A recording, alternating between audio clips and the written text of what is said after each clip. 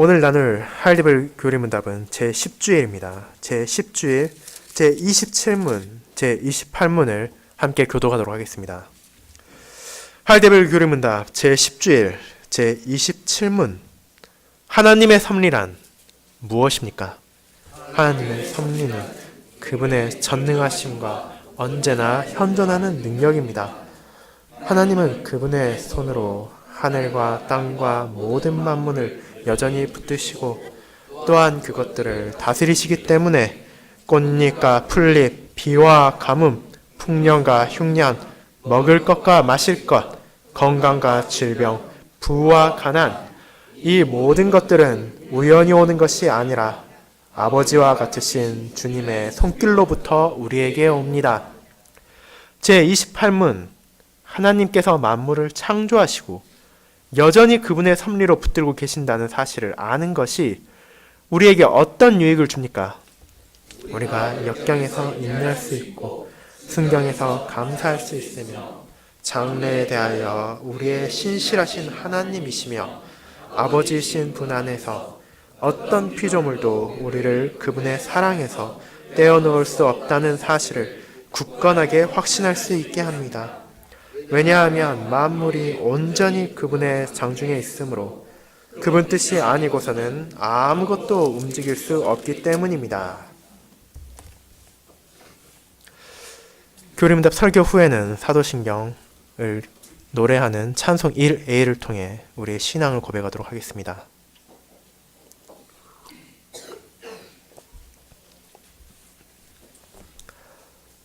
사랑하는 주 예수 그리스도 안에 있는 형제 자매님들, 여러분은 세용지마라는 고사성어에 얽힌 이야기를 알고 계십니까? 아마도 여기 앉아 계신 대부분의 성도 여러분께서는 이에 대해서 들어보셨으리라 생각합니다. 그런 일을 잠깐 동안 설명하도록 하겠습니다. 이 사자성어를 풀어서 말하자면 변경 할아버지의 말이란 뜻입니다. 옛날 중국의 한 변방에 살고 있던 할아버지가 기르던 말이 들판으로 도망가 버렸습니다. 마을 사람들이 이를 안타깝게 여기고 그 할아버지를 위로하자 그 할아버지는 이것이 혹시 복이 될지 어떻게 알겠는가 라고 말했습니다. 몇 달이 지난 후 도망갔던 말이 다른 말 한 피를 데리고 돌아왔습니다. 주변 사람들이 이를 보고 기뻐하며 그 할아버지를 축하했지만 이 할아버지는 이게 화가 될지 누가 알겠냐고 덤덤히 받아들였습니다. 얼마 후 말이 데려온 다른 한 필의 말을 타던 할아버지의 아들이 그곳에서 떨어져 다리가 부러졌습니다. 마을 사람들이 이를 위로하자 이 역시도 복이 될지 어떻게 알겠냐고 답했으며 그로부터 1년 정도가 지난 후 중국에 전쟁이 일어나자 마을의 많은 젊은이들이 그곳에 징집되어 목숨을 잃었으나 그 할아버지 아들은 다리가 부러졌기에 전쟁에 나가지 않아 살아남을 수 있었다는 것으로 이 고사성어는 끝납니다. 자, 이 고사성어를 듣고 여러분은 어떤 생각을 하십니까? 이는 세상 사람들이 살아가며 우리가 마주하는 사건들을 어떻게 바라보아야 한다고 생각하는지를 알려주는 단적인 예 중 하나입니다. 이 고사성어에 일리가 있다고 생각했기에 많은 사람들은 여전히 이를 사용하며 기쁠 때나 즐거울 때나 감정을 크게 동요하지 않고 그것이 앞으로 어떤 일로 다가올지를 생각합니다. 이러한 관점을 가진 사람들이 우리 주변에도 많이 있으며 심지어 신자를 하더라도 여전히 이같이 생각하며 삶을 살아가는 사람도 존재합니다. 하지만 우리 신자에게 있어서 우리가 일상에서 마주하는 수많은 사건들은 어떤 의미를 가지고 있습니까? 인생의 기륭화복이 언제라도 바뀔 수 있으니 감정을 절제하며 살아가는 것이 신자의 삶일까요? 이러한 질문에 대한 답을 우리는 교리문답 제10주일을 통해 깨닫게 될 것입니다. 그렇게 오늘 오후 저는 하이데벨 교리문답 제10주일을 통해 배우게 되는 아버지 하나님의 섭리에 대한 성경의 가르침을 요약한 내용을 하나님의 섭리와 신자의 유익이라는 제목으로 설교할 것입니다. 그리고 교리문답이 가르치는 하나님 아버지의 섭리에 대해 먼저 그것이 무엇인지를 알아보고 그 하나님의 섭리를 알게 되는 것이 신자들에게 어떻게 유익을 주며 위로를 주는지를 살펴볼 것입니다. 저는 이러한 부분을 다음 두 가지 대지를 통해 나누고자 합니다. 첫 번째, 하나님의 섭리. 두 번째, 신자의 유익입니다. 먼저 하나님의 섭리에 대해 알아보겠습니다. 형제자매 여러분, 지난 주일 교리문답 제9주일을 통해 우리가 함께 배운 내용은 바로 하나님께서 우리들의 아버지라는 사실이었습니다. 이 하나님께서는 세상을 창조하시고 붙드시고 다스리시는 전능하신 분이십니다. 또한 성자 하나님과의 관계 속에서 영원하신 아버지이신 분이십니다. 그처럼 전능하신 분께서 그분의 아들 우리 주 예수 그리스도의 공로로 인해 부족하고 연약한 우리의 아버지가 되어주셨기에 우리에게 전능하신 아버지가 계시다라는 것이 제 26문답의 전반부의 내용이었습니다. 하지만 그 아버지께서는 단순히 능력만 있으신 것이 아니었습니다. 우리는 세상에서 능력과 별개로 불신실한 부모들을 볼 수 있습니다. 아무리 세상에서 인정받고 능력에 부족함이 없어 보이는 사람이라 하더라도 때로는 과보어로, 때로는 너무나 혹독한 교육열로, 혹은 자식을 신경 쓰지 않고 방치함으로 인해 그 자녀를 망가뜨리는 비극이 일어나기도 한다는 사실을 알고 있습니다.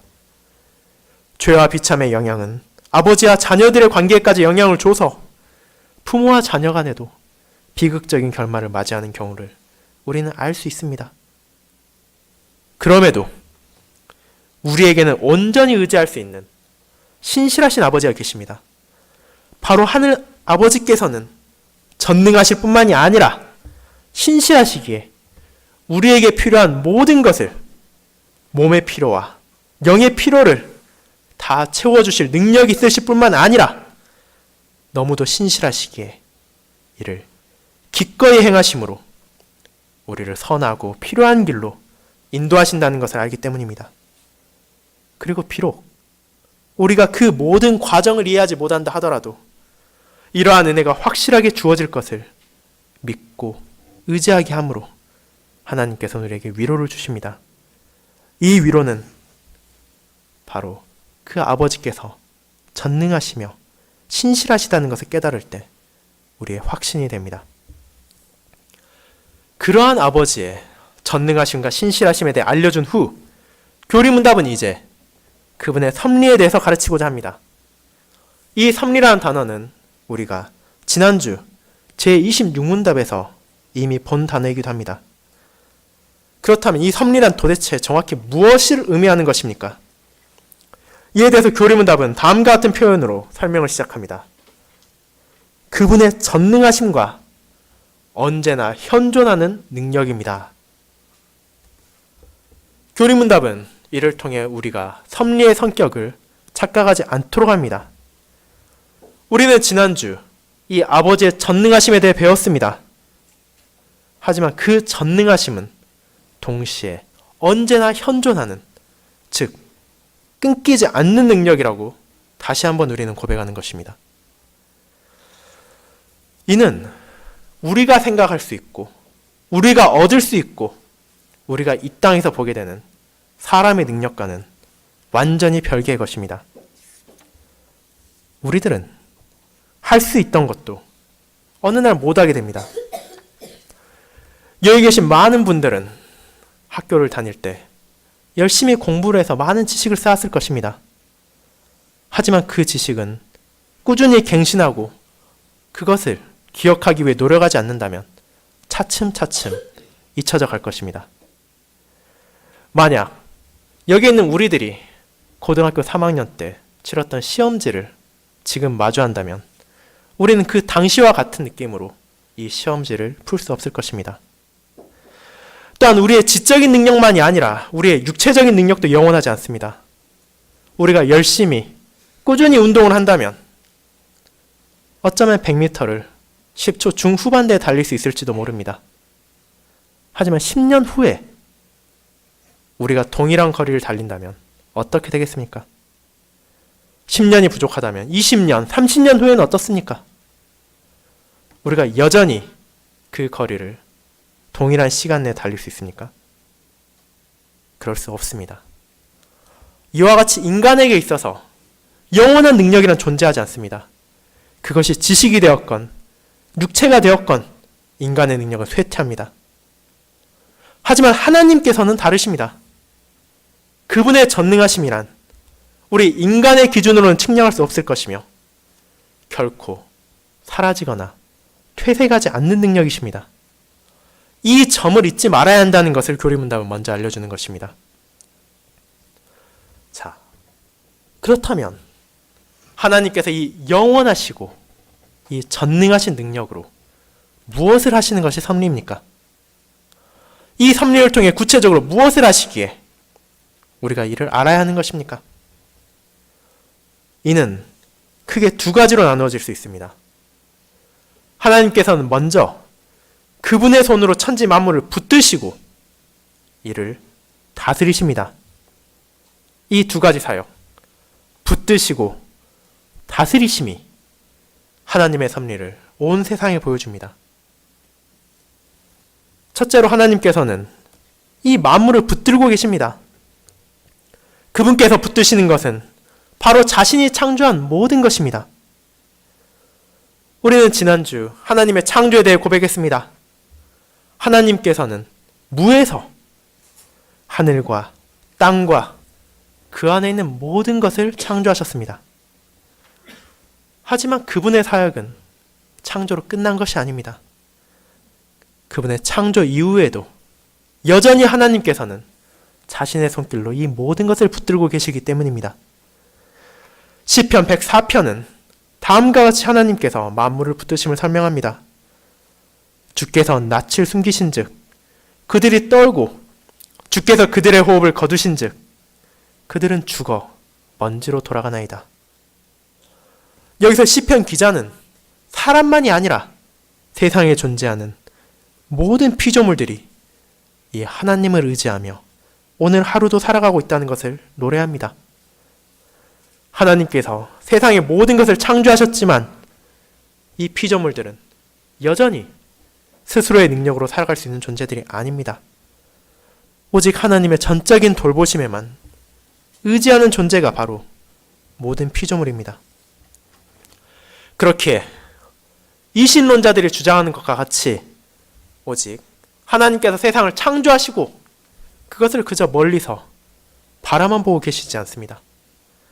또한 범신론자들이 주장하는 것처럼 자연 그 자체가 신이라고 주장하며 세상 모든 곳, 바위와 산, 하늘과 태양, 바닷속에 신이 스며들어 있다고 주장하는 건 역시 틀린 것입니다. 하나님께서는 한번 만들고 나서 그저 멀리서 바라만 보시는 분이 아니시며 동시에 자연 그 자체도 아니십니다. 그분께서는 지금도 여전히 세상 만물을 자신의 손길로 붙들고 계시며 이를 통해 이 세상이 존재하고 유지될 수 있도록 지키신다는 것을 우리는 아버지의 섭리를 통해 알게 됩니다. 두 번째로 섭리는 그분의 다스리시는 사역을 알려줍니다. 그분께서는 천지와 만물을 단순히 붙드시는 것만이 아니라 실제로 다스리시는 분이십니다. 어떤 것을 유지하는 것과 어떤 것을 다스린다는 것은 동일하지 않다는 것을 우리는 알고 있습니다. 어느 나라를 가더라도 한국이 되었건 일본이 되었건 중국이 되었건 미국이 되었건 그 나라를 다스리는 정치인들이 존재하지만 그들의 존재 그 자체가 그 나라를 유지되도록 만드는 것은 아닙니다. 정치인들이 없어진다 하더라도 나라에 혼란은 있을지언정 한순간에 나라가 사라지거나 무너지지는 않습니다. 하지만 하나님의 섭리는 이 모든 것을 동시에 하고 계십니다. 그분의 섭리 안에서 만물을 붙드시는 행위와 만물을 다스리시는 행위가 함께 일어납니다. 이는 그분께서 세상 모든 것을 붙드실 뿐 아니라 다스리고 계시며 자신의 뜻대로 만물을 인도하신다는 것을 의미합니다. 그분의 통치는 세상의 정치인들과는 달라서 세상의 가장 끝에 있는 존재라 하더라도, 바다 가장 깊숙한 곳이라 하더라도, 혹은 세상에 가장 높은 산의 꼭대기에 있는 존재라 하더라도 그분의 통치에서 벗어날 수 없습니다. 그분의 온전하신 통치는 세상의 모든 것을 인도하며 모든 것을 자신의 뜻대로 돌보시기 때문입니다. 이러한 모든 것에 대한 실질적인 다스리심을 교리문답은 다음과 같이 설명합니다. 꽃잎과 풀잎, 비와 가뭄, 풍년과 흉년, 먹을 것과 마실 것, 건강과 질병, 부와 가난, 이 모든 것들은 우연히 오는 것이 아니라 아버지와 같으신 주님의 손길로부터 우리에게 옵니다. 우리는 산책을 하거나 운전을 할 때 곳곳에 하나님의 창조물을 바라볼 수 있습니다. 나무와 꽃, 곤충과 동물들이 세상에 가득합니다. 그러한 것들 중 가장 사소하고 가장 작아 보이는 꽃잎과 풀잎까지도 주님의 손길을 통해 다스려지고 있습니다. 또한 비와 가뭄, 풍년과 흉년 역시도 마찬가지입니다. 하나님의 뜻이 없이는 이러한 것들이 세상에 주어지지 않습니다. 우리가 살아가기 위해 먹고 마시는 것, 살아가며 경험하는 건강과 질병, 심지어 부와 가난까지도 하나님의 손길로부터 오는 것입니다. 그리고 이 목록은 신자들에게 하나님의 섭리에 대해 더 자세히 알도록 알려줍니다. 이는 단순히 우리가 세상에서 바라보며 원하는 일들만 하나님의 섭리라고 말할 수 없다는 것입니다. 생각해 보십시오. 앞서 말한 하나님께서 다스리시는 많은 것들 중 여러분은 실제로 우리의 삶에 가뭄과 흉년, 질병과 가난이 찾아왔을 때도 이 또한 하나님의 섭리의 일부라고 고백할 수 있습니까? 실제로 이러한 경험을 할 때 불평을 토하거나 원망을 하는 대신 이를 허용하신 하나님의 섭리를 바라보신 적이 있으십니까? 이와 같은 우리가 눈으로 보는 자연이나 피조물만이 아니라 심지어 삶의 어려움까지도 하나님께서는 다스리시고 계심을 교리문답은 우리에게 기억하게 합니다. 그리고 이를 기억함으로 우리가 깨닫는 것은 이 모든 것에 우연이라는 것이 존재하지 않는다는 것입니다. 우리는 종종 예상치 못하게 일의 상황이 변화되어 순조롭게 되거나 때로는 어려워지는 경우를 경험할 수 있습니다. 그럴 때 세상 많은 사람들은 그저 다행이다, 아니면 불행이다 라는 표현을 씁니다. 이러한 것들을 말함을 통해 자신들이 그저 운이 좋아서 잘 풀리고 운이 나빠서 실패를 했다고 생각합니다. 결국 그 모든 것을 다스리시는 하나님을 인정하고 그분께로 겸손히 나아가는 것이 아니라 보이지 않는 운이라는 것에 모든 것을 맡김으로 이를 비난하고 이에 기뻐하며 원인을 거기에서 찾는 것입니다. 그리고 그러한 시대 정신은 안타깝게도 신자들 사이에서도 발견할 수 있는 것입니다. 하지만 오늘 읽은 창세기 45장의 본문을 생각해 보시길 바랍니다. 이 45장에서 우리는 무엇을 보게 됩니까? 요셉은 자신의 형들에 의해 애굽의 노예로 팔려갔습니다. 그 과정에는 그를 바라보는 형들의 질투가 있었습니다. 형제로서 마땅히 서로를 사랑하고 돌보지 못했을 뿐 아니라 심지어 어린 동생을 팔아치운 형들의 죄는 분명합니다. 그리고 그 결과 요셉은 애굽으로 팔려가 우여곡절을 겪게 되었습니다. 바로의 친위대장인 보디발의 노예로 지내다가 그의 신뢰를 얻어 가정의 총무가 되어 나름대로 평안한 삶을 보낼 수 있을 것 같았습니다.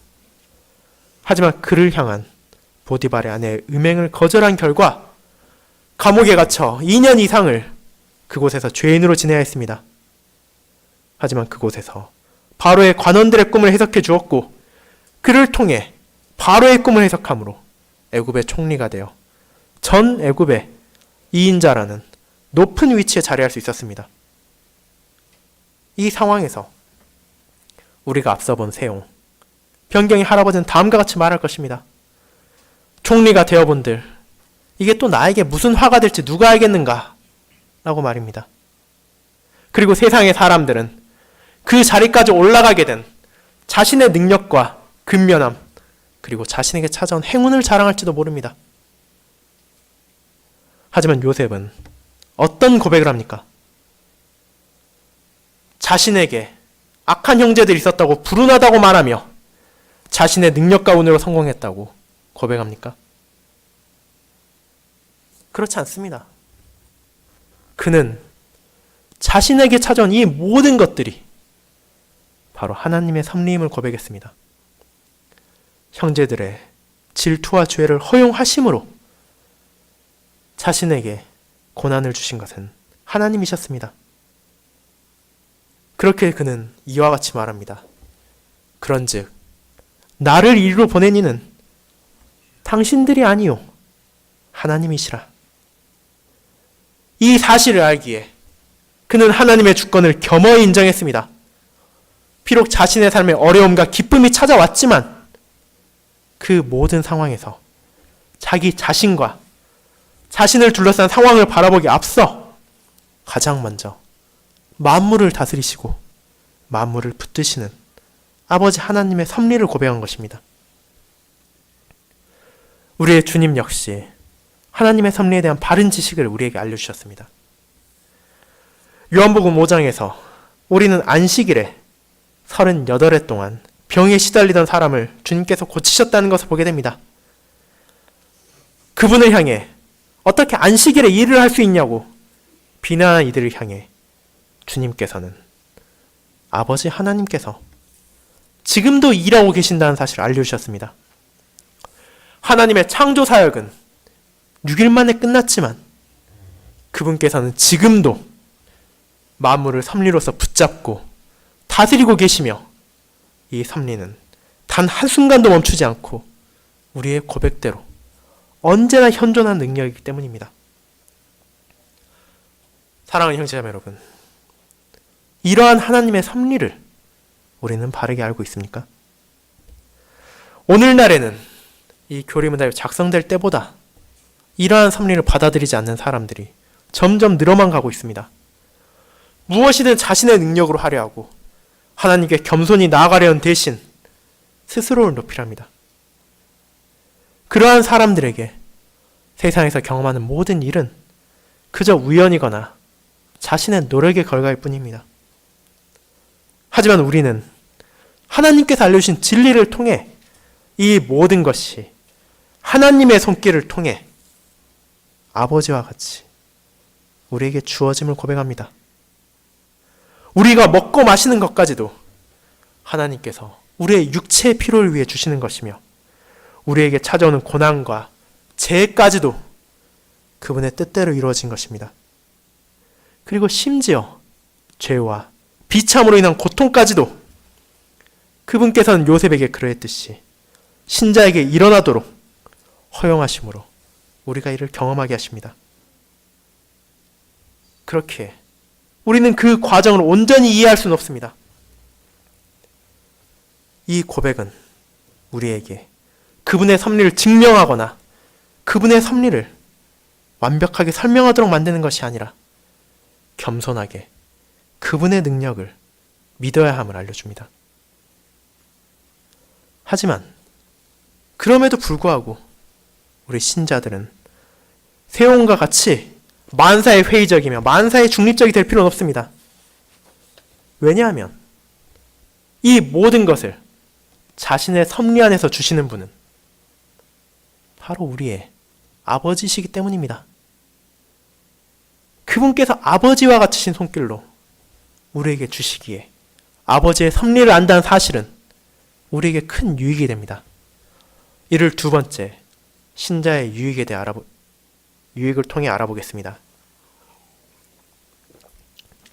성도 여러분, 이제 우리는 하나님의 섭리에 대해 알게 되었습니다. 섭리가 그분의 전능하심과 그분의 언제나 존재하는 능력을 말하는 것을 알게 되었으며 구체적으로는 하나님께서 자신의 손으로 만물이 존재하도록 붙드실 뿐만 아니라 그 만물을 실제로 다스리심으로 세상에서 사람들이 경험하는 모든 것들과 자연의 순환까지라도 우연히 일어나는 것이 아니라 온전히 아버지와 같으신 하나님의 손길로부터 우리에게 주어짐을 우리는 믿는다고 고백합니다. 자, 그렇다면 여기서 우리는 한 가지 질문을 떠올리게 됩니다. 하나님의 섭리를 아는 것은 좋습니다. 하지만 이것이 단순히 우리가 학교에서 공부하는 것 같이 하나님에 대해 한 가지 지식을 더 쌓는 것으로 그 목적을 다하는 것입니까? 그렇지 않습니다. 교리문답의 모든 내용은 우리에게 단순히 지식을 쌓게 하기 위해 작성된 것이 아닙니다. 예수 그리스도의 공로로 아버지 하나님의 자녀된 우리들이 그분에 대해 알아가는 것은 분명히 선한 일이며 무의미하지 않지만 교리문답은 그러한 지식을 넘어 우리의 삶에 있어 실천적인 가르침을 줍니다. 이는 바로 아버지의 섭리를 아는 것이 우리에게 유익을 준다는 것으로 드러납니다. 이는 먼저 역경에서 우리에게 유익을 줍니다. 역경이란 무엇입니까? 이는 우리들 개인의 처지나 혹은 우리를 둘러싼 상황을 의미할 수도 있습니다. 우리에게 어려움이 찾아올 수 있습니다. 생각하기도 싫은 비극을 맞이해야 할 때도 있을 것입니다. 우리는 살아가며 이러한 어려움을 하루하루 크고 작건 경험하게 됩니다. 여러분의 사랑하는 사람과 세상에서 작별을 해야 할 날이 올 수 있습니다. 어쩌면 그것은 한순간의 교통사고가 될 수 있으며 예상치 못한 불치병이 원인이 될 수도 있습니다. 혹은 여러분이 다니던 직장이 파산을 해서 일자리를 잃을 수 있으며 큰 지진이 일어나 집이 무너질 수도 있습니다. 이러한 상황을 마주할 때 여러분이 비참한 상황이 되었을 때 우리는 무엇을 바라볼 수 있습니까? 우리는 어떠한 말을 우리의 입에서 꺼내야겠습니까? 제가 예시로 든 이 모든 상황들은 너무도 끔찍하지만 이 모든 것을 겪은 이가 성경에는 존재합니다. 그가 바로 오늘 읽은 성경에 나온 욥입니다. 욥은 우리에게 너무도 유명합니다. 그를 찾아온 역경이 너무도 컸기에 불신자들까지도 그 이름에 대해서는 아는 사람들이 있습니다. 욥은 신실한 사람이었습니다. 부유함 속에서도 언제나 하나님께 감사한다는 것을 잊지 않았고 자신의 이웃들에게 자비를 베푸는 것을 잊지 않았습니다. 그가 얼마나 신실한 사람이었으면 하나님께서도 그를 향해 그와 같이 온전하고 정직하여 하나님을 경외하며 악에서 떠난 자는 세상에 없느니라 라고 칭찬하실 정도였습니다. 하지만 그런 욥에게 하나님은 재앙을 내리도록 허용하셨습니다. 그가 맞이한 재앙은 다음과 같았습니다. 먼저 재산을 잃었습니다. 그의 소유물들이 한순간에 사라졌습니다. 스밧 사람들이 공격해서 소와 나귀를 빼앗고 종들을 죽였습니다. 하나님의 불이 하늘에서 떨어져 양과 종들을 불살라 버렸습니다. 갈대아 사람들이 덮쳐서 낙타를 약탈하고 종들을 죽였습니다. 그가 가진 엄청났던 부가 남김없이 사라져 버렸습니다. 심지어 폭풍이 찾아와 그의 장자의 집을 무너뜨림으로 자신의 모든 자녀들까지도 죽어버렸습니다. 이제 그에게 남은 것이 무엇입니까? 세상에 부를 잃었을 뿐 아니라 자녀들까지도 떠나보냈습니다. 오늘날로 말하자면 사업이 망하고 아파트가 무너져 모든 자식들까지 다 죽어버린 것입니다. 그리고 이 모든 것들이 긴 시간에 걸쳐 하나하나 일어난 것도 아니라 단 하루에 일어났습니다. 이제 욥기를 보는 모든 독자들은 그의 입을 바라보면 무슨 말을 할지를 고민할 것입니다.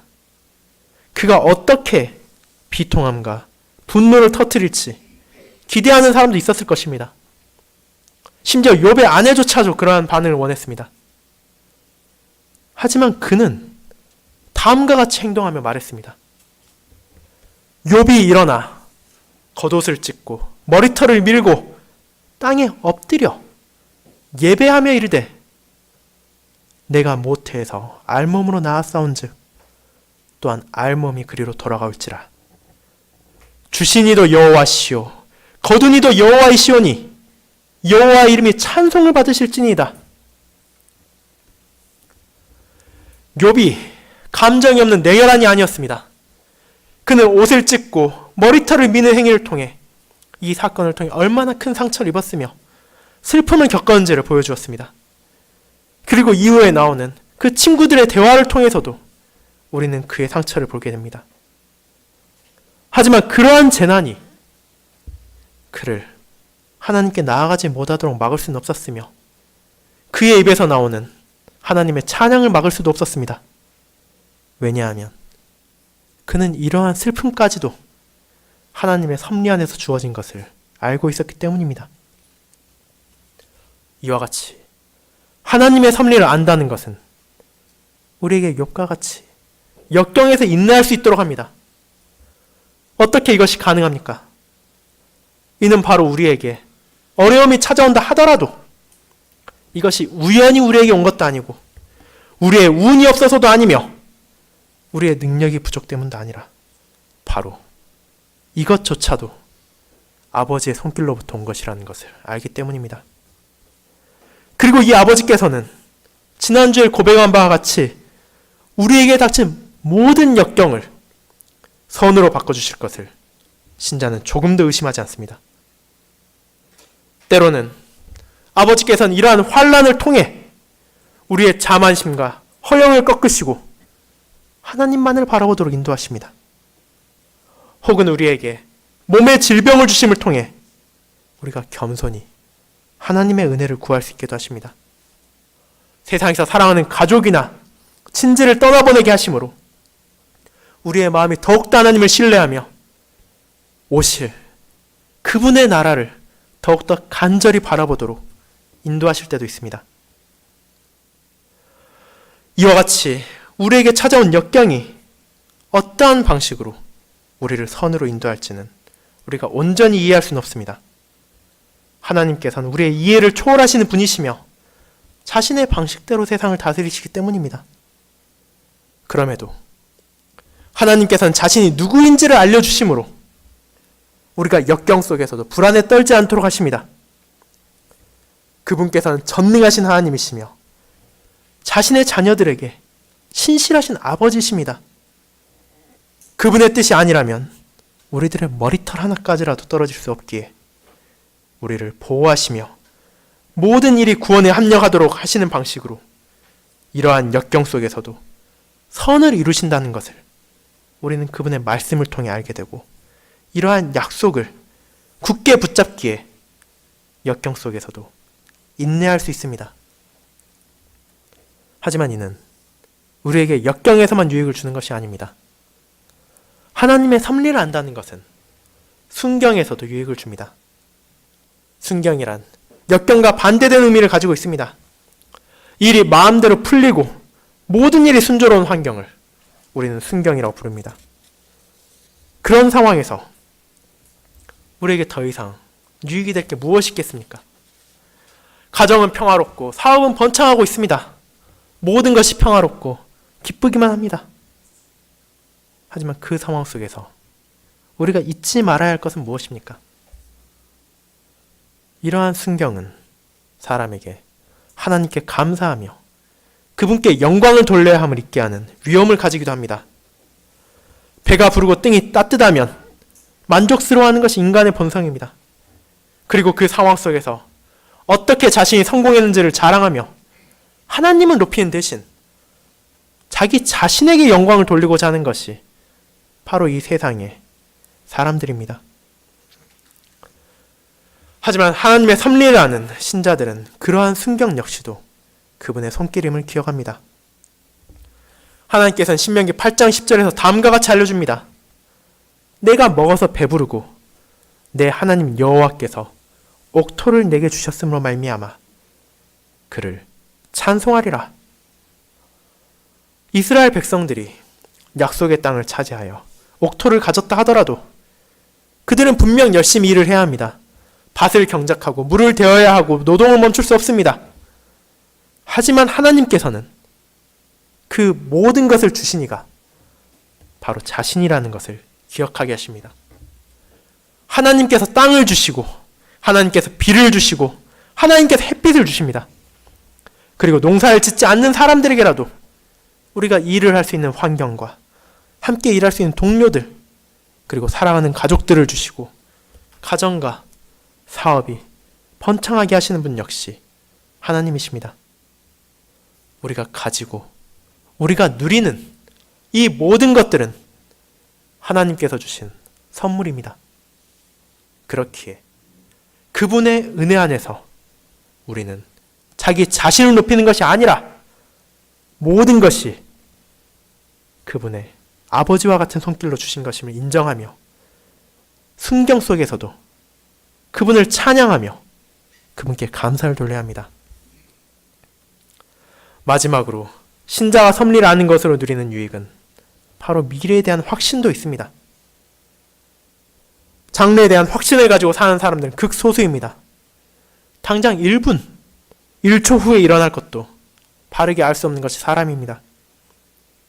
이 세상 속에는 때로는 미래에 대한 강한 확신을 가지는 것처럼 보이는 사람도 있지만 그 확신의 근거는 불확실한 것들입니다. 자신의 능력이나 탄탄한 재정, 기업의 명성 등을 근거로 잠밋빛 미래를 확신하는 사람들이 있지만 우리는 그러한 것들이 한순간에 무너질 때도 있음을 알고 있습니다. 하지만 이러한 세상의 확신과 달리 신자의 확신은 분명한 근거가 있습니다. 이는 바로 세상이 아무리 흔들리고 혼돈 속에 빠진다 하더라도 바로 우리의 아버지 하나님의 손길에서 떼어놓을 수 있는 것은 존재하지 않는다는 것입니다. 어떤 피조물이라 하더라도 어떤 동물이나 식물이나 어떤 인간이라 하더라도 우리를 전능하시며 신실하신 아버지로부터 갈라놓을 수는 없습니다. 그렇기에 우리는 하나님께서 그분의 섭리로 우리를 과거와 현재의 역경에서 구하셨을 뿐 아니라 미래에 있을 모든 일 역시도 우리의 구원에 합당하게 이루어 가실 것임을 확신합니다. 그분께서는 이 모든 것을 하실 능력이 있으시며 기꺼이 일을 하시겠다는 약속을 주셨기 때문입니다. 그렇게 신자는 이 굳건한 확신 속에서 장래를 바라봅니다. 우리를 둘러싼 환경이 어떻게 변화하며 어떻게 달라질지 우리는 모르지만 그 모든 것 안에서도 하나님의 약속이 흔들리지 않기 때문입니다. 이러한 놀라운 아버지의 섭리를 누구보다 확신한 분이 우리의 주님 예수 그리스도이심을 우리는 알고 있습니다. 그분께서는 아버지를 향한 단 한 점의 의심도 없으셨습니다. 그분께 찾아온 역경이 있었습니다. 자신의 백성들이 그분의 가르침을 거부하며 모욕을 줄 뿐 아니라 목숨을 빼앗으려고까지 했습니다. 제자가 배신함으로 역경에 처하시고 그 순간 다른 제자들은 도망감으로 스승인 자신을 저버렸습니다. 하지만 그러한 모든 상황들이 아버지의 섭리에 대한 주님의 확신을 무너뜨릴 수는 없었습니다. 주님께서는 이 모든 것이 자신의 백성을 죄에서 건지기 위한 아버지의 섭리심을 알고 계셨으며 흔들리지 않는 믿음으로 그 모든 상황을 인내하시고 감사하시며 확신 속에서 모든 사역을 온전히 이루셨습니다. 그리고 이제는 자신의 사역을 통해 우리를 자신의 것으로 삼으시고 아버지의 자녀가 되게 하심으로 우리 또한 이러한 섭리의 확신 속에서 살아갈 수 있도록 하신 것입니다. 사랑하는 성도 여러분, 여러분은 이 모든 것을 아심으로 유익을 얻으셨습니까? 신앙 고백서를 통해 우리가 고백하는 것은 단순한 지식이 아니라 우리의 삶에 주는 위로입니다. 하나님의 섭리를 알게 되므로 우리는 세상에서 겪게 되는 수많은 상황들을 단순히 운이나 불운으로 치부하지 않을 수 있게 되며 연약하고 불확신한 우리 자신의 능력이나 이 세상의 피조물에 의지하지 않고 오직 아버지 하나님을 의지함으로 살아갈 수 있습니다. 우리의 과거도 지금 이 순간도 우리의 미래까지라도 그 모든 것이 아버지 하나님의 손길에 있습니다.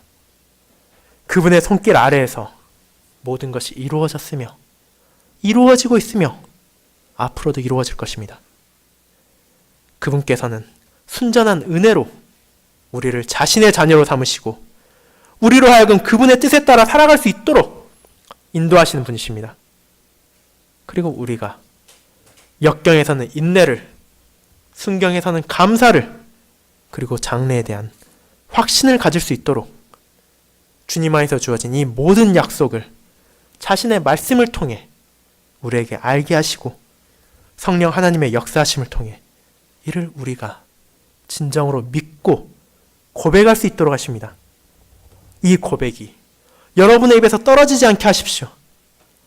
이번 한 주 우리들의 일생에 어떤 일이 찾아온다 하더라도 그를 통해 선을 이루시는 하나님의 아버지와 같은 손길을 바라보시며 그분께 찬양을 드리며 그분께 영광을 돌리십시오. 그것이 바로 아버지 하나님의 섭리를 알게 된 자녀된 신자들의 감사의 삶입니다. 아멘.